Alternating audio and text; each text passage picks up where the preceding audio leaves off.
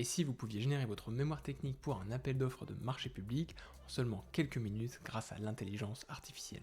Salut, moi c'est JB, consultant en IA et cofondateur de NoFlow.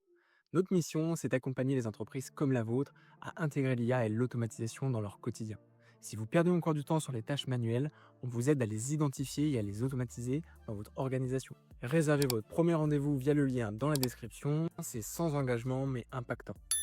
Aujourd'hui, répondre à un appel d'offres de marché public prend énormément de temps. Analyser parfois 10 ou 20 documents, extraire les informations utiles et générer votre mémoire technique. Beaucoup d'entreprises et de consultants passent des heures voire des jours à rédiger manuellement des documents qui pourraient être automatisés. Et si je vous disais qu'il existe une méthode simple pour automatiser tout ce processus? Grâce à une automatisation combinant n8n et agent IA, vous pouvez récupérer vos documents, les analyser automatiquement et générer les sections essentielles, pour ainsi produire un mémoire technique complet prêt à l'emploi en seulement quelques minutes. Dans cette vidéo, je vous montre à quoi ressemble ce système qui va vous faire gagner des heures précieuses sur vos appels d'offres. C'est parti, rentrons dans le vif du sujet. Ce que vous voyez à l'écran, c'est un scénario d'automatisation développé sur l'orchestrateur n8n que vous pouvez bien évidemment retrouver en téléchargement gratuit dans la description, ça vous évitera de refaire tout le travail. Comme vous le voyez à l'écran, ce scénario se décompose en 5 grandes étapes. Première étape, ça va être la récupération des documents du DCE à analyser. Deuxième étape, on va venir exploiter la technologie de vectorisation proposée par OpenAI et on va donc dans un premier temps venir supprimer les documents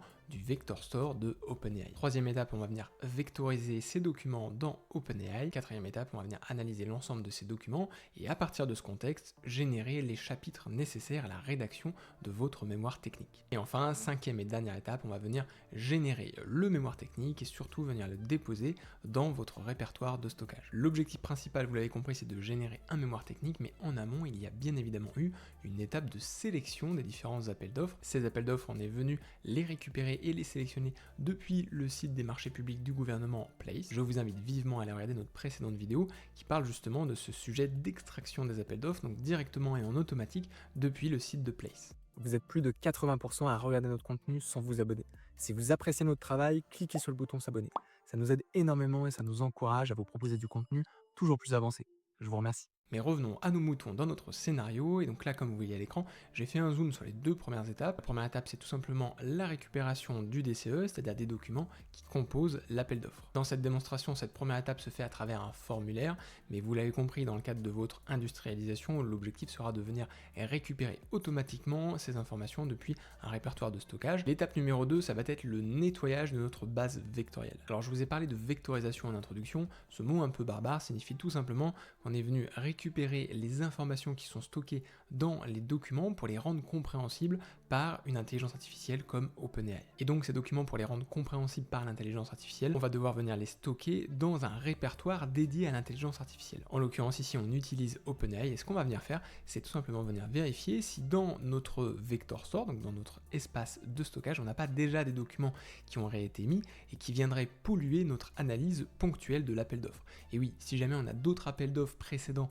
qui étaient restés dans le répertoire de stockage, et bien malheureusement, l'intelligence artificielle va également prendre en compte ces documents. Il est donc évident, pour des raisons de pertinence d'analyse, de d'abord venir faire le nettoyage, c'est-à-dire supprimer l'ensemble des documents de ce répertoire. Troisième étape, maintenant que ce répertoire a été nettoyé, on va pouvoir y déposer les nouveaux documents de l'appel d'offres qu'on va vouloir analyser. Donc là, c'est très simple, on va venir boucler sur les différents documents qu'on va vouloir venir analyser. Donc vous l'avez compris, qu'importe que l'on ait 1 ou 30 documents dans le DCE, on va pouvoir tous les mettre dans ce répertoire et les rendre compréhensibles par l'intelligence artificielle. Petite subtilité, vous voyez un module où il y a marqué attendre 30 secondes. Il est fondamental ce module. Pourquoi? Eh bien tout simplement parce qu'il faut laisser le temps à l'intelligence artificielle de processer, c'est-à-dire de vectoriser et donc de rendre exploitable le document par l'intelligence artificielle. Quatrième étape, ici on va venir faire appel à un assistant OpenAI qui va nous permettre d'analyser les informations présentes dans les différents documents qu'on lui aura envoyés précédemment et donc de générer les chapitres correspondants pour le mémoire technique. Cinquième et dernière étape, on va venir générer le mémoire technique. On va d'abord venir récupérer un template de mémoire technique qui correspond à votre entreprise, donc tout simplement avec votre logo, votre charte graphique, avec des informations généralistes comme la présentation de votre entreprise, de vos équipes. Puis on va venir utiliser un module un peu particulier qui va nous permettre de compléter ce modèle, ce template de mémoire technique, avec les informations en lien avec l'appel d'offres qu'on a analysé. Ce module est un petit peu particulier puisqu'il a été développé par la communauté. Et oui, c'est un module open source qui est disponible donc librement par tout un chacun et vous pouvez donc venir le télécharger gratuitement directement depuis votre interface n8n et l'exploiter dans vos différents scénarios d'automatisation. Je vous montre rapidement comment faire. Vous allez en bas à gauche dans les paramètres, vous allez dans Community Nodes, c'est-à-dire les nœuds proposés et développés par la communauté de développeurs. Une fois que vous êtes dans Community Node, vous voyez les différents nœuds que j'ai déjà installés et vous pouvez en haut à droite venir cliquer sur Installer un nouveau nœud. Et pour installer ce nouveau nœud, c'est très simple, il faut renseigner le npm package name, c'est-à-dire le nom technique du nœud à venir installer qui est disponible donc sur le site de la communauté. Par exemple, ici vous le voyez, le nœud open source que j'ai utilisé s'appelle n8n node docs templater. Et donc ce que je vais venir faire, c'est venir copier, vous le voyez ici, le nom d'installation et je vais venir le coller ici et venir cliquer en bas à droite sur installer. Une fois que c'est fait et que le mémoire technique a été généré, on va venir le déposer directement dans votre répertoire Drive. L'objectif va donc d'être de venir analyser l'appel d'offres que vous voyez sur la gauche de mon écran. Comme vous pouvez le voir, on a plusieurs lots qui sont disponibles dans le DCE. Ici, pour des raisons de démonstration, on va uniquement venir télécharger le CCTP lot numéro 1 qui ressemble à ce que vous voyez à l'écran, parce que vous le voyez, je l'ai déjà téléchargé. Et on est donc sur un accord cadre des services de management applicatif du système d'information du domaine Vinci. On est parti, je lance l'automatisation. Petite pause avant de vous montrer le résultat final. Si vous aussi, vous voulez obtenir le même niveau d'automatisation pour votre business, cliquez sur le lien dans la description pour réserver votre rendez-vous gratuit. Lors de cet échange, on analyse vos process, on vous propose un plan d'action sur mesure et surtout, on vous accompagne pour mettre en place les bons outils et process métiers adaptés à votre activité. C'est sans engagement mais impactant. Donc là, comme vous le voyez, pour des raisons de démonstration, j'ai un formulaire qui s'est ouvert où je vais venir sélectionner le fichier à venir analyser. Comme vous le constatez, j'ai bien récupéré le fichier 25 domaine civil CCTP lot 1, je vais venir l'envoyer. Et donc là, comme vous le voyez, c'est allé assez vite. On a donc la première étape que j'ai réalisée en venant sélectionner le CCTP. La deuxième étape est venir supprimer les documents du Vector Store d'OpenAI. La troisième étape est en train de télécharger les différents documents et de les mettre dans OpenAI. Quatrième étape, on a l'analyse qui est en cours par l'assistant OpenAI. Et enfin, cinquième et dernière étape, on a donc la génération du mémoire technique qui a donc été généré sur la base des documents qu'on lui a envoyés et qu'il a analysés. Et on a normalement, donc vous le voyez sur la droite de l'écran, si on actualise, un nouveau document qui a été rajouté dans notre répertoire OneDrive, à savoir le fameux mémoire technique. Et comme vous pouvez le voir, on a bien un nouveau document qui vient juste d'être rajouté, donc mémoire technique, management applicatif des applications civiles Vinci pour le ministère de la Justice. On va venir ouvrir le document. Comme vous le constatez en direct, on a un mémoire technique qui a été généré pour l'entreprise AB Consulting. Donc là, vous le voyez, on retrouve une première de couverture qui est en lien évidemment avec l'identité de l'entreprise. On retrouve donc la charte graphique de AB Consulting. On retrouve également les informations sur la société. Puis on a, comme vous pouvez le voir, une table des matières qui résume l'ensemble des informations et l'ensemble des sections qui ont été générées. On a dans un premier temps des informations qui sont bien évidemment toujours les mêmes. Ici, l'IA n'est pas intervenue.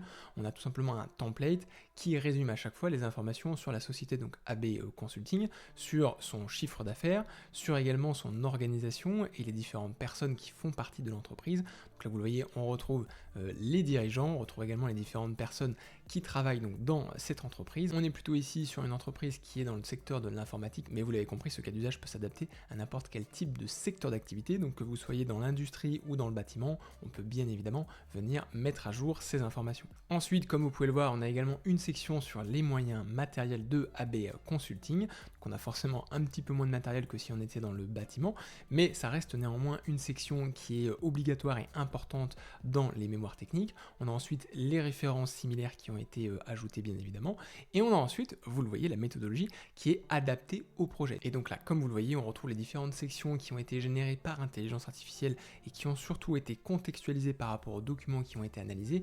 On retrouve la section planning des opérations, le mode opératoire, les contrôles qualité, et comme vous pouvez le voir, les informations ont bien été contextualisées, puisqu'on parle par exemple dans la section 2.3, le mode opératoire, du système d'information du ministère de la Justice, à savoir Vinci. Enfin, on retrouve la section sur la politique RSE, on a également une courte section sur la partie RGPD, et enfin des informations de conclusion, donc là encore une fois, qui a été contextualisée par rapport aux informations qui ont été extraites et analysées des documents PDF envoyés. Merci d'avoir regardé cette vidéo jusqu'à la fin, j'espère qu'elle vous aura plu, j'espère également qu'elle vous aura permis de vous rendre compte que des tâches manuelles et chronophages comme la génération de contenu de documents sont des tâches qu'on est capable d'automatiser. Alors ici on était plutôt sur un cas d'usage pour une entreprise dans le secteur de l'informatique, c'est-à-dire une prestation de service. En l'occurrence, si vous êtes un professionnel du bâtiment ou de l'industrie, sachez que ce sont des choses qu'on peut également automatiser pour votre secteur d'activité et je suis convaincu que vous voyez la valeur ajoutée de ce type de système qui permet de venir en renfort à vos équipes. Et je sais que vous pouvez avoir 5, 10, parfois même plus collaborateurs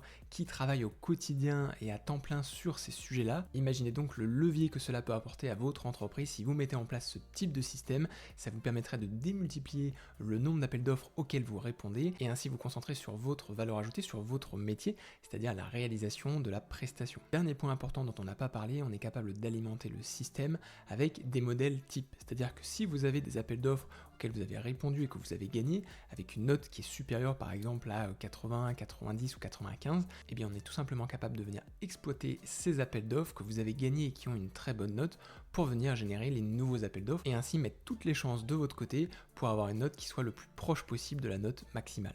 Merci d'avoir regardé cette vidéo. Pour soutenir notre travail et si elle vous a plu, n'hésitez pas à nous le dire dans les commentaires et à mettre un like. N'hésitez pas à vous abonner et à activer les notifications pour ne pas louper les prochaines vidéos.